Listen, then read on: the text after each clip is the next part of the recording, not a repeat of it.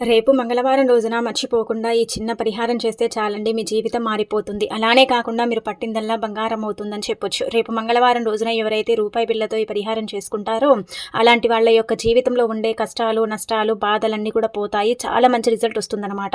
అందుకే ఖచ్చితంగా రాత్రి పడుకునే ముందు ఈ రూపాయి బిళ్ళ పరిహారం చేసి పడుకోండి. తెల్లవారేసరికి ఏదో ఒక రకంగా మీ జీవితం మారుతుంది, మీకు మంచి కూడా జరుగుతుంది. ఏ సమస్య అయితే ఉంటుందో ఆ సమస్య కూడా పోతుందని మనకు పురాణ గ్రంథంలో చెప్పబడుతుందన్నమాట.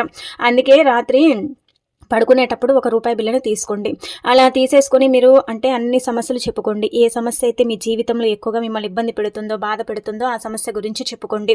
అలా చెప్పుకున్న తర్వాత ఆ రూపాయి బిల్లని చేతిలో పట్టుకోండి. చెప్పేటప్పుడే పట్టుకొని పిడికిలి బిగించి ఆ తర్వాత ఆ రూపాయి బిల్లని మీరు పడుకునే దిండు కింద పెట్టి పడుకోండి. తెల్లారి లేస్తారు కదా, లేచిన తర్వాత ఆ రూపాయి బిల్లని ఏంటంటే కనుక చక్కగా చేతిలో తీసుకొని ఒక సైడ్కి ఎత్తి పెట్టండి. అంటే ఒక పక్కన పెట్టండి. మీ పనులన్నీ కూడా అయిపోయిన తర్వాత మీరు బయటికి వెళ్తారు కదండి పనుల కోసము.